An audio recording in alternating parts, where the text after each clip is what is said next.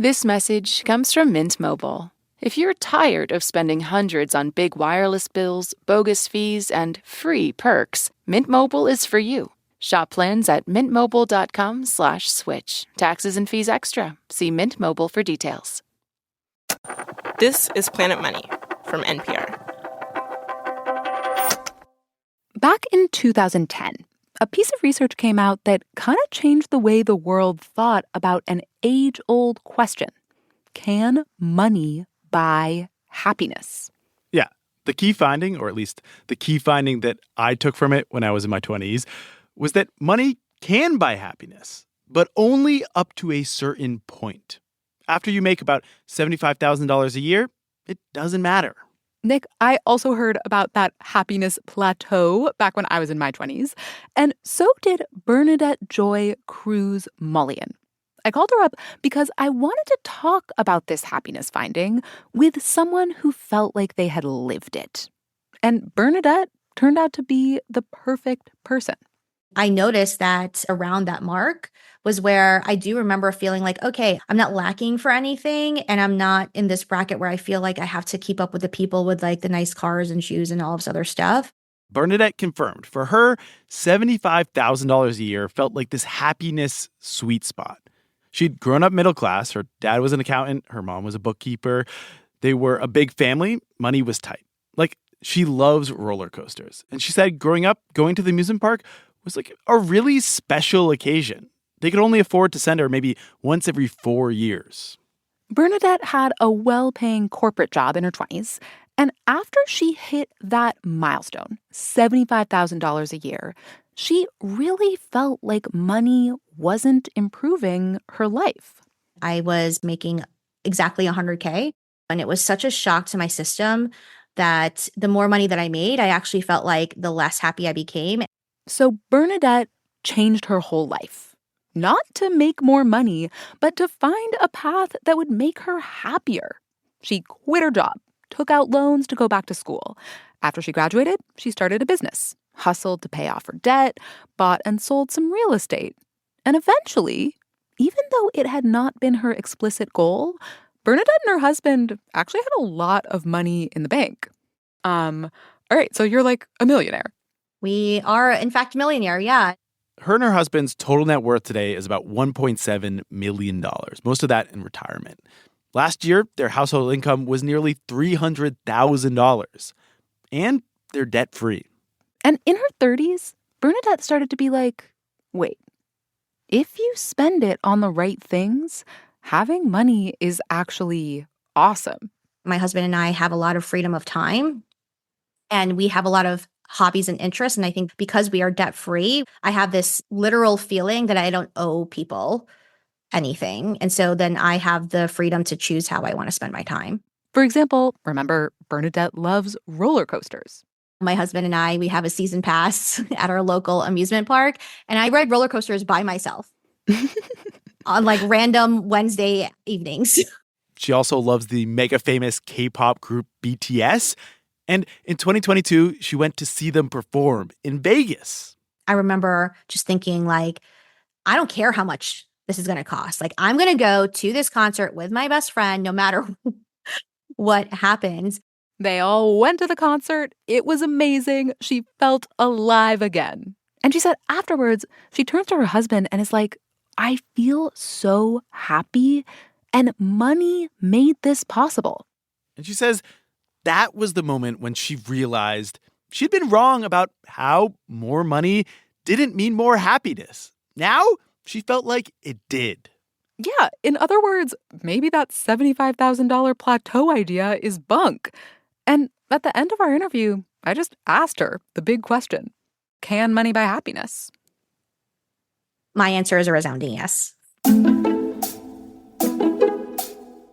Over the past decade, Bernadette has done a complete 180 on this question. And in the background, social science has been making almost the exact same 180, taking another look at what had seemed to be settled science. Hello and welcome to Planet Money. I'm Sally Helm. And I'm Nick Fountain. When it comes to economics in our everyday lives, this is kind of the mother of all questions. how is money connected to our happiness? The data on this once seemed pretty definitive, but recently it has come under fire. Today on the show, two researchers with totally opposite takes come together to try and hammer out a definitive answer about how income affects our happiness. And they find something that neither of them expected.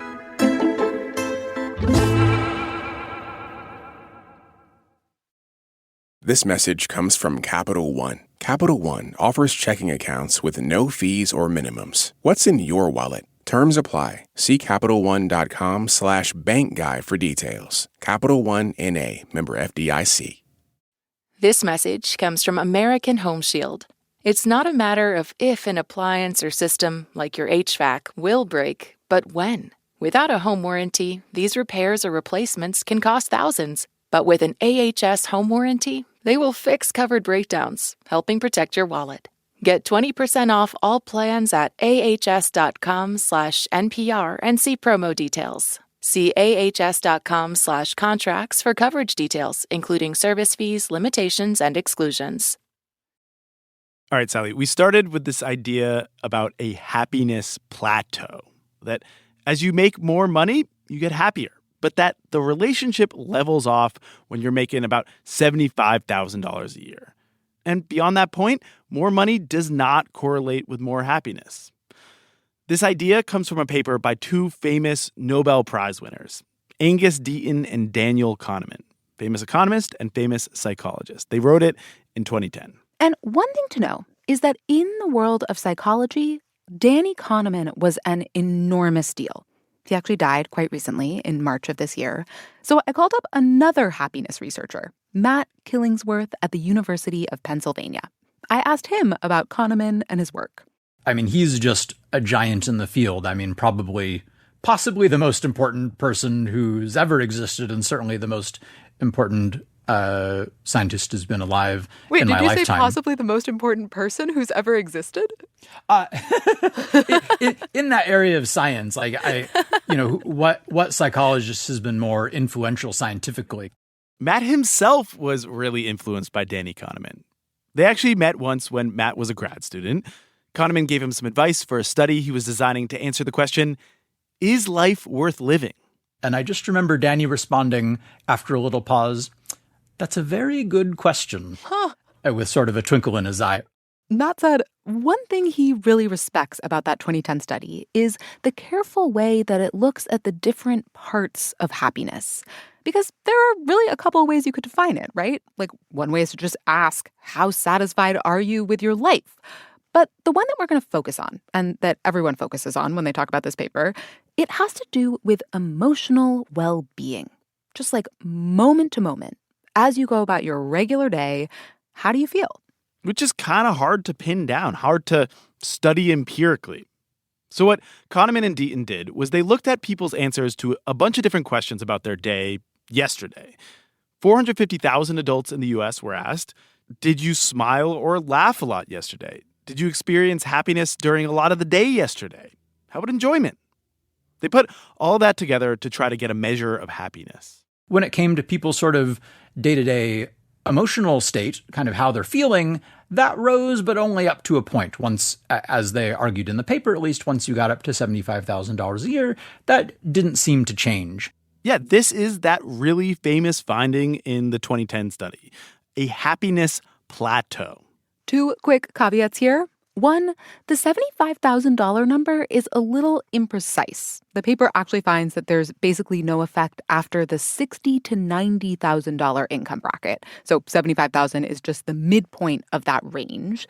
And two, correlation is not causation. Scream it from the rooftops, Sally. Tattoo it on my heart, Nick Fountain. This study looks at correlations between money and happiness, but it actually does not speak to the question of whether more money is causing greater happiness. But nevertheless, people really latch on to this idea. They love it. And you can see why. It's nice to know that science says what we know from the tabloids, that rich people, they're just like us, just as happy or miserable as us. I was entering the workforce right when this study came out, and I took it quite literally to mean aim for that solid middle-class salary, but not the rat race, because it's not going to make me happier to be super rich. So many people are so focused on money, and maybe the idea that at least some aspect of our quality of life might not depend on that could be kind of liberating. I mean, so what if that person's on the yacht and, I'm watching reruns of Frasier at home, but are they really having a better life than me? Maybe not. Exactly. They over 75K, who cares? They're just miserable in the mansion. When do you decide to take this study down? Well, I wouldn't quite say take it down. I mean, yeah, that really wasn't at least where I was trying to come from. A couple of years ago, Matt Killingsworth found himself taking on the most important person who has ever existed, Danny Kahneman. And Matt truly, wasn't even trying to do this. His data almost did it for him. A big part of how I've approached my research is doing really large scale, what's called experience sampling, which is basically the idea of, rather than bringing people into the labs or, sending them a paper survey to fill out, what if we could collect some data as people were going about their regular everyday lives? Experience sampling really is the gold standard for measuring moment-to-moment feelings. Over the years, scientists have found a number of ways to do it. They check in with people throughout the day using beepers and then Palm Pilots. Matt is in grad school in the late 2000s, and he launches a project called trackyourhappiness.org to do experience sampling with smartphones. So people get sort of pinged at random moments, and then I ask them a series of questions about their experience at the moment just before the ping. Yeah, so imagine you're doing laundry. You get a ping. How do you feel right now? You can answer on a spectrum that goes from very bad to very good. Move the little slider anywhere you want along that spectrum. So how happy am I doing laundry? I think maybe a little bit over the midpoint in general. I kind of like doing laundry. Weird. Anyways, so what Matt's doing is not totally dissimilar from what Kahneman was looking at. Did you smile a lot yesterday, et cetera, et cetera? Except Matt is looking at it right in the moment. Obviously, this is self-reported happiness, and there are ways that these self-reports might be messy. Maybe people are lying to you or lying to themselves. But Matt does ask a lot of people at all income levels, and he asks them over and over, which should help him separate out the signal from the noise. And this was really the first big project of its kind. Matt has collected millions of data points from hundreds of thousands of people, and he's still going. The data points feed into this statistical software they're updating all the time. I spend time almost every day looking at it. I mean, it feels a little bit like going in and looking at the code in the Matrix. It's here are all of these different variables from this gigantic number of people, and I kind of get to peek behind the curtain. One day, Matt realizes, wait a second, I'm collecting all this data about how people feel throughout their day. I also have income data. I wonder if when I look at my data, I will see Danny Kahneman's famous happiness plateau of around $75,000. And so at some point I looked in my data and saw, it doesn't look like that at all. There's no hint of a curve or a flattening or anything like that. It just keeps going up. So you are finding there is not this happiness plateau at $75,000 that we've all been told about. It's not there. That's right. Rich people are happier. That's right, to at least some degree. More money, more happiness. Yep. Which is kind of a bummer, right? I mean, yeah, Matt himself got into this happiness research in part because he felt like people focus on money too much. He wanted to broaden their horizons. But now he was finding higher income correlates with more happiness, with no plateau. And he's feeling a little bit of trepidation here. I mean, that plateau is so famous. I felt like I was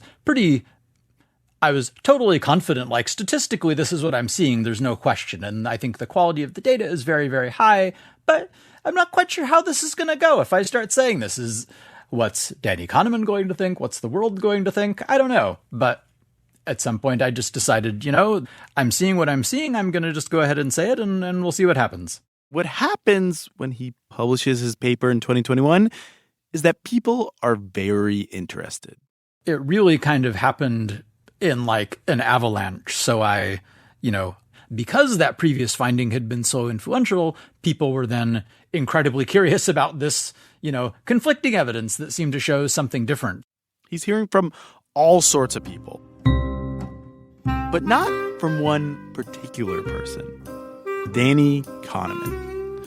Matt's met him the one time, but it's not like they know each other. He'd never reach out. And then one day, he hears through the psychology research grapevine that Danny has read the paper, and he wants to talk. That's after the break.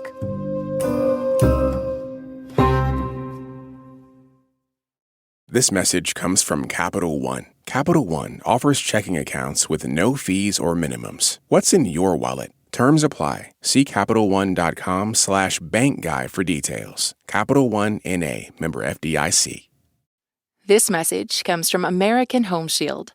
It's not a matter of if an appliance or system, like your HVAC, will break, but when. Without a home warranty, these repairs or replacements can cost thousands. But with an AHS home warranty, they will fix covered breakdowns, helping protect your wallet.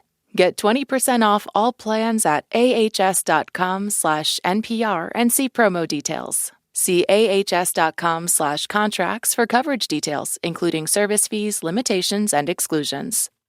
Support for this podcast and the following message come from Vanguard. Every day, shareholders meet to discuss important matters about the companies you invest in. Now you can make your voice heard too. Vanguard Investor Choice makes it easy to set your proxy voting preference for your eligible Vanguard index funds. Visit Vanguard.com/investor choice to learn more. Vanguard investors own shares of their index funds, and those funds own shares of the companies they invest in. Vanguard Marketing Corporation, distributor.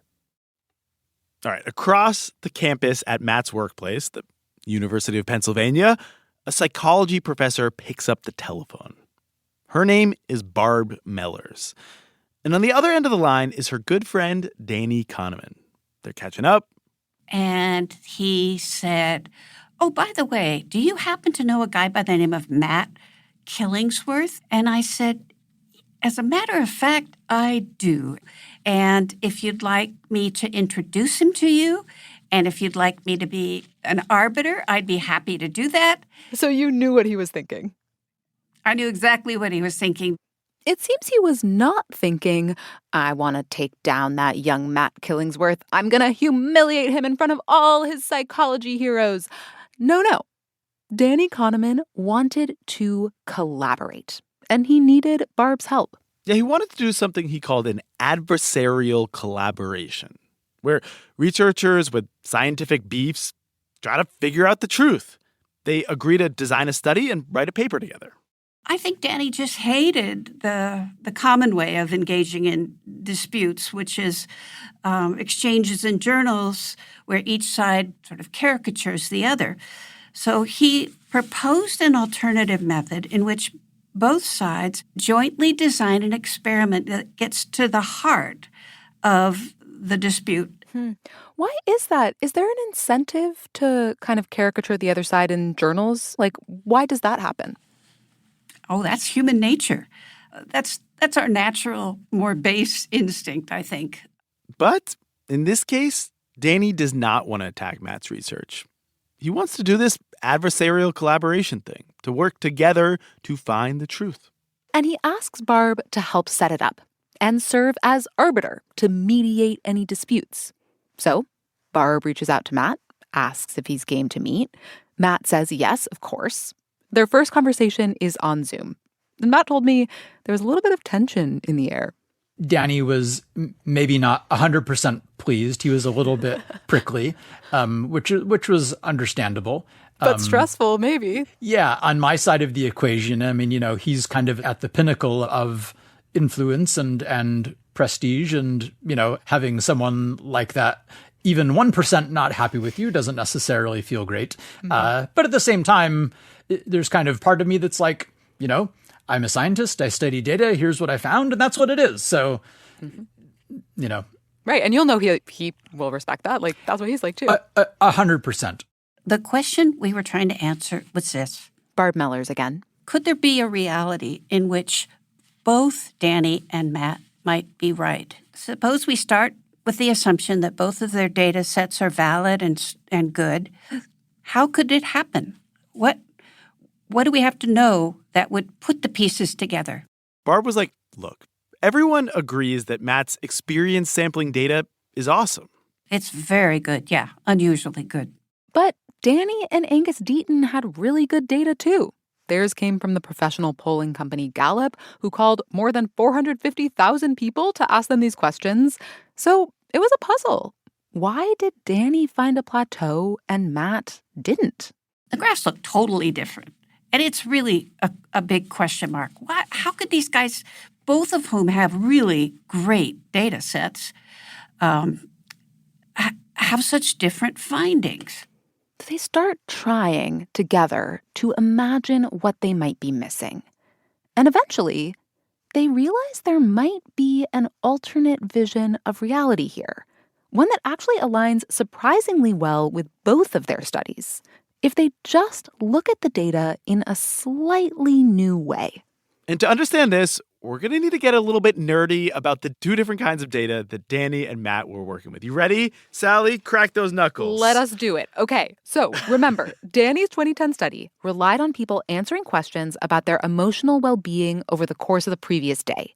It was essentially 3 questions. Did you smile or laugh a lot yesterday? Did you feel happiness a lot yesterday? How about enjoyment? And importantly, these were yes-no questions. So if you are the happiest person in the world, your answers will be yes, yes, and yes. And here is a key fact. In Danny's data, a lot of people were answering yes, yes, yes. On average, in the entire data set, the overall happiness measures were about 85%, meaning just about everyone was at the maximum of the happiness scale on that day they were measured. Okay, so that's a problem. It's a problem because the happiest person in the world answers yes, yes, yes, but a lot of people who are less happy also answer yes, yes, yes. On average, in Danny's data, 85% of people were answering yes, yes, yes. So Danny's happiness measure, it can't really distinguish between the happiest person in the world and someone who's just happy in a more normal, run-of-the-mill way. It's like people are maxing out the scale. Yeah, because the only way they can describe their happiness is with these 3 yes-no questions. But if you gave them a bigger spectrum, they might be able to tell you more about just how happy they feel. And this is where we get to Matt's study. Remember, he had people report their happiness on a range that went from very good to very bad. You could put the little slider anywhere along that spectrum. And in Matt's data, very few people were putting it at the absolute maximum. It was rare for someone to say, at this moment, I am feeling so good that I think I'm at the very top of this happiness scale. So there's almost always some room for it to be higher. And I measure over and over. So even if someone were, I'm just as happy as I could possibly score on this at Tuesday in the afternoon, well, Wednesday morning, you're not going to be there. And I'm going to average all of those responses to say, on average, how happy does this person feel in everyday life? So I kind of had a much more sensitive measure of the variation. And that could explain why Danny found a plateau and Matt didn't. Maybe the rich people in Danny's sample were happier. They just had no way to tell him that. All they could say was yes, yes, yes. But not everyone was saying yes, yes, yes. Something like 15% of people were saying no, yes, yes, or no, no, no. Those were the people who did not smile or laugh a lot yesterday, who didn't feel enjoyment much yesterday. They're basically the sad people, or at least the people who were feeling sad yesterday. So Danny's data couldn't see the whole range of happiness, but it could see the sadness. In fact, another way to say it is that Danny wasn't actually measuring happiness. He was measuring unhappiness. He had basically given the variable the wrong name. You know, it's an error. It's a mistake. And he had to sort of gulp and deal with that. They had found this big error. And they could have just stopped right there. Case closed, end of story. But they did not. No, because this wasn't a takedown, it was a collaboration.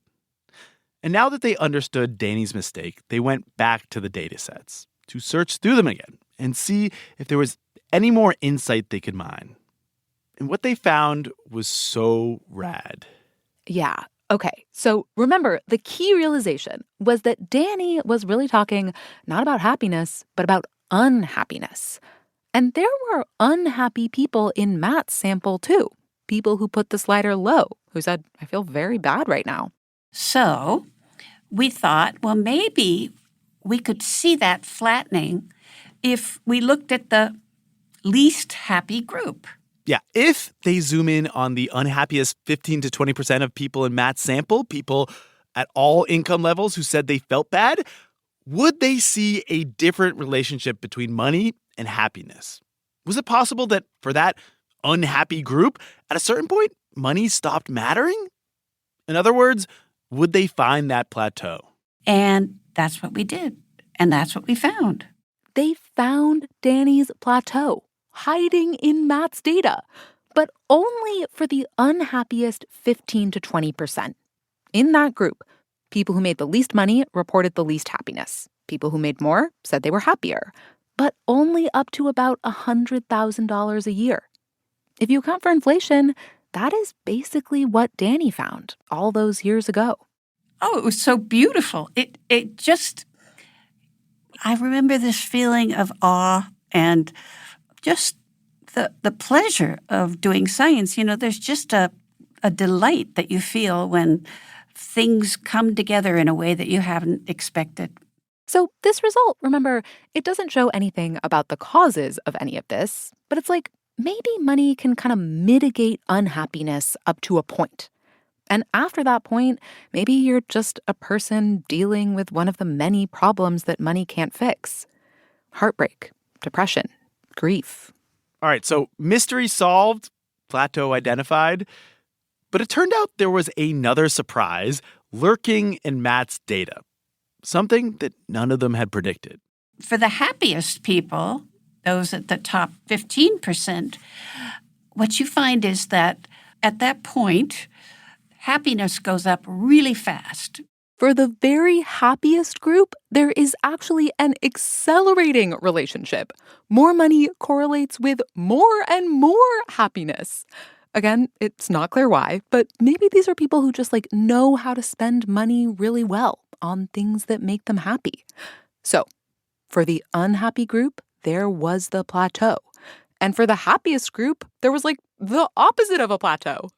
Do you think that they were both sort of right or both sort of wrong? Is the glass half empty or half full? Yes, is the answer. Barb definitely thinks the collaborative study added to what both of these researchers did on their own. And that is important. Psychology has been in the midst of what's been called the replication crisis. A lot of the results that one paper found, they don't replicate when another paper looks at the exact same thing. Economics has this problem too.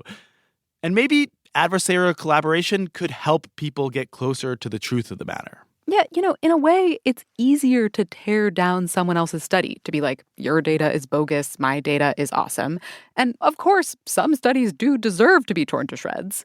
But in this case, realizing that everyone had actually done a good job, that raised harder and more interesting questions and meant they learned something that they hadn't expected. They also did confirm that, on average, getting more money does at least correlate with more happiness, which is an important thing to know because we all make decisions about how much to pursue or value money in our lives. And if there is a takeaway from Matt Killingsworth's research, it's about this: how to weigh those trade-offs. If you're at some critical juncture in your life, especially, maybe thinking about someone in college and they're kind of like, well, I could major in art history or I could major in electrical engineering and I'm kind of, 50-50 on both of them. Well, there might be some reasons to think about the engineering. I feel like you're saying but not saying, yeah, you can follow the money. If you're 50-50 on art history and electrical engineering, to think, well, I'll make a lot more money as an electrical engineer. Maybe I should do that. It might make me happier. Yep.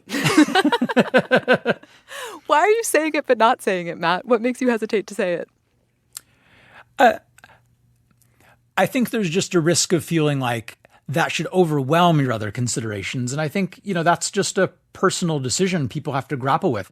Yeah, Matt said the effect of money on happiness is pretty small, actually. There are really lots of things that affect our emotional well-being. Social connections and exercise and living in the moment. And none of them really dominates over the others. You just have to find your own balance. And that's actually what Matt did himself. Before he was a psychology researcher, he studied engineering, worked in tech.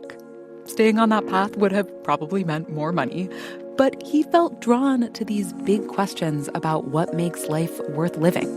And he decided to follow those instead.